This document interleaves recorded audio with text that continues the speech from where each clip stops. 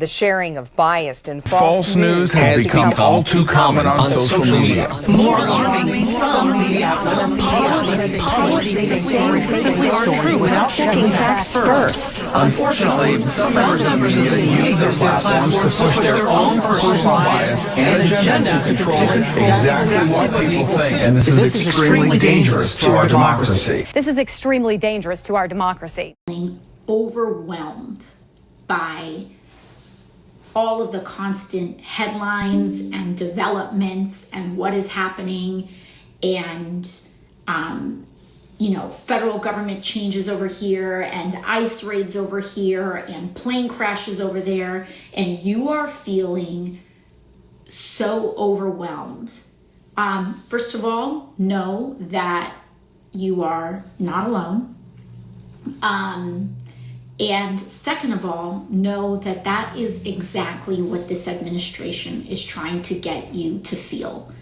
They are trying to get people to feel, and someone said Musk, yeah, you got Elon Musk raiding the federal government and the Treasury. There's all this stuff going on, and it is so easy and it's natural when you see all of this stuff falling apart to get paralyzed because all of it is so overwhelming and you don't know what to do about it, but it's also very pressing information, and so you know it's going to affect your life or the life of people that you know, but what do you do about it?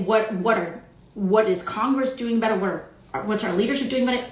The first order of business is to self-regulate.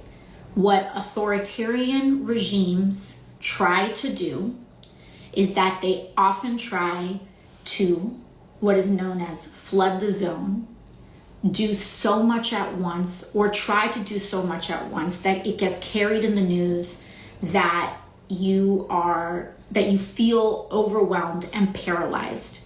And it's important for you to understand that the paralysis and shock that you feel right now is the point. They are trying to induce a state of passivity among the general public. So it is of personal importance for you, and it is also of political importance to take a breath.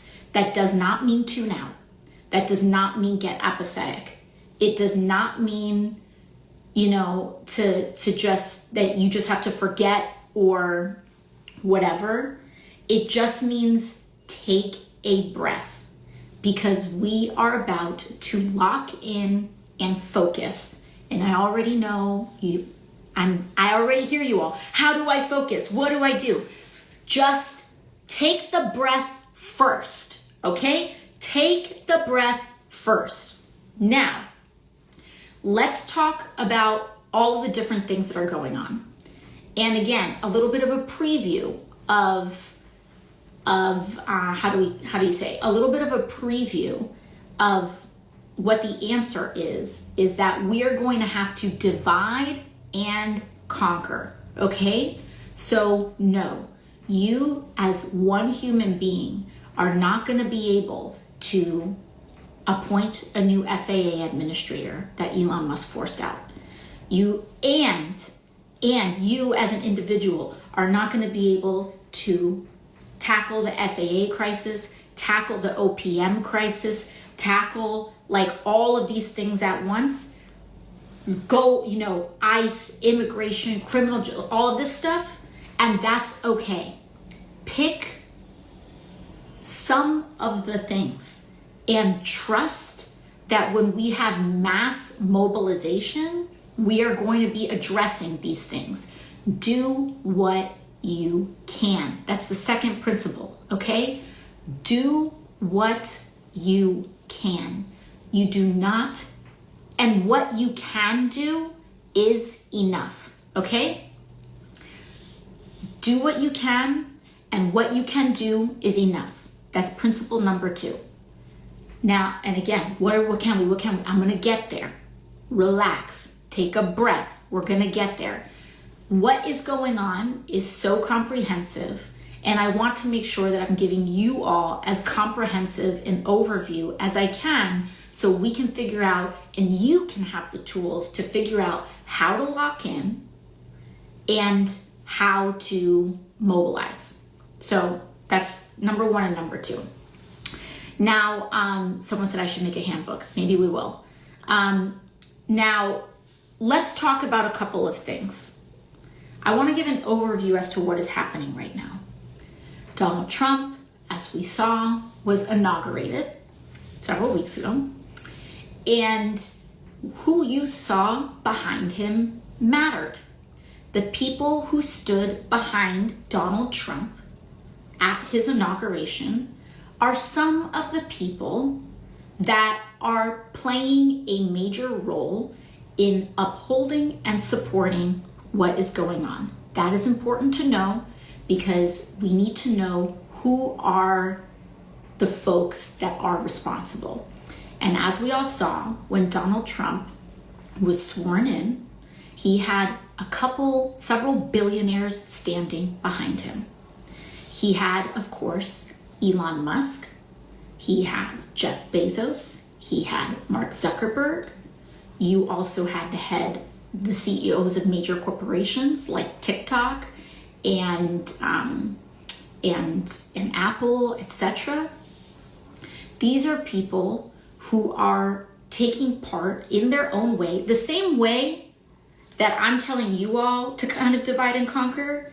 They are also dividing and conquer. They're acting very strategically, and they are each playing their own role, right? So the way that they're playing their own role, we can each be playing our own role, all right? Now, everyone's like, all this stuff. I'm gonna tell you all right now, if you cannot lock in for this comprehensive conversation, there's no like BuzzFeed, TikTok, 5 tips to dismantling fascism. We gotta lock in, okay? This is a lock-in conversation. So maybe people will be making TikTok compilations after this, feel free, etc. But I have a lot here that I need to download to you all right? So a lot of you are asking about Elon. What do we do? What is, and that is the right question to be asking, because what Donald Trump has done is that he has completely given up his power and handed a lot of it over to Elon Musk. Elon Musk has appointed some teenagers and some people in their early 20s into essentially trying to raid federal government systems, including sensitive and classified information at the U.S. Department of Treasury. They are doing this. I want to tell you their story. Their stories that they're doing this to, and they're just like wholesale, as we saw, freezing federal programs. And the Trump administration tried doing this through an executive order, freezing federal programs, freezing federal financing. That's why they went for the U.S. Department of Treasury. They're going for the money first. They are taking data. We are also hearing preliminary reports that they are potentially stealing that data and downloading it for private use, which of course is alarming, okay? This moment is scary, but we need to go in eyes wide open, all right? The paralysis as a response to fear is understandable, but we have to acknowledge what's happening and then we're gonna get somewhere, okay? They are taking access to the Treasury Department. They are firing career level federal employees. And I want you to know that there are two broad categories of federal workers. There are political appointees. Those are the people, as you can imagine, who are, when a president changes, when a new president is elected, whether they're a Republican or a Democrat, they can appoint a whole slew of federal workers. Those are known as political appointees. Then there are career professionals. These are people who are not political. These are people who have spent 10, 20, 30, 40 years of their lives managing the administration of Medicare payments, of Social Security checks, of science research in how we find cures for diseases, from everything from cancer to diabetes, from our national energy systems. Our air traffic controllers are career professionals. They are not, a new president can't just get elected and snap their fingers and politically appoint an air traffic controller, because that requires years of training. And these are what are known as federal career workers. What is alarming about this moment, one of the things that they're doing is that they're going after money and they're going after people, okay? They're going after money there we go, sorry about that. They're going after money with the U.S. Treasury Department, and then they're going after people, which is known as OPM. You're going to be hearing OPM a lot. That's the Office of Personnel Management. And by the way, again, this stuff is important because one of the most important things that you can do in an environment and a time like this is to educate yourself. Knowing what is going on is not the same thing as reading a headline, okay? Knowing how things work, political education. This stuff is important because you can't do anything if you don't know where the vulnerabilities are and understand the big picture, okay? So I'm gonna get to all of your questions, but pump the brakes, okay? Breathe. Now, once again, two areas. They're going after the money with the U.S. Treasury Department, and they're going after the people, which is OPM, Office of Personnel Management, the federal career appointees. It is normal for a president to come in and to largely dismiss a lot of the previous administration's political appointees. They have the right to do that. What Donald Trump and Elon Musk are doing is that they're going in and they are gutting the career professionals who have legal protections, who have decades of experience, and we will say they are playing with fire in doing that. Why are they playing with fire? Well, I'll tell you one thing. I represent LaGuardia Airport. It's in my district, not too far. So I represent LaGuardia Airport. Unsurprisingly, a lot of the neighborhoods around airports are filled with workers for those airports. So I know a decent amount about airports, air traffic control, flights, etc. These are kind of the weird things that happen when you're a member of Congress. You become like experts in these very niche things that affect your community. So many of my workers, many of my constituents who are workers at LaGuardia and also who serve JFK Airport, are experiencing and seeing what is happening up close.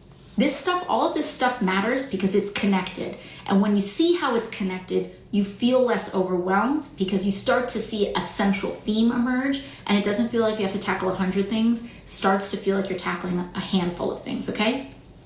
So you have this OPM dismissal and federal freezing. Last week, and also in the last 2 weeks, Donald Trump, 2 weeks ago, Donald Trump gets sworn in. Elon Musk then puts pressure on both Donald Trump and applies political pressure to dismiss the FAA, the Federal Aviation Commission, or rather the FAA, the Federal Aviation Administrator. They put pressure, Elon Musk put pressure to dismiss the FAA administrator. Now, why did he do that? Theme, okay? Elon Musk put pressure on him because the FAA administrator was advocating for, I believe, either fines or other sorts of punitive measures on Elon Musk because of violations that they were doing over at SpaceX around safety. So Elon pressures the Trump administration and forces the dismissal of an FAA administrator. That's part number one. Then a week later, or a couple of days later, the Trump administration, through OPM, through Elon Musk, through all these people, then send this ham-fisted letter out to virtually every federal employee, including some of the workers at LaGuardia Airport, and including virtually almost every air traffic controller in the United States, saying, we want you to leave your job. And we are going to offer you a quote-unquote buyout, which is not a buyout, mind you, and whose legality is highly questionable, and their ability to even uphold to their promise is, virtually none at all, saying we want to push out every federal worker, including air traffic controllers. And what happens? What do we see? In an environment where air traffic controllers are already extremely strained, we do not have enough air traffic controllers in the United States. This has been a long rolling crisis in this country. And the reason we don't have air traffic controllers is because Republicans have cut budgets for training, for investment, for the federal pipeline and procuring air traffic control. That job, as we know, is not a joke. You can make one mistake and hundreds of people can be dead.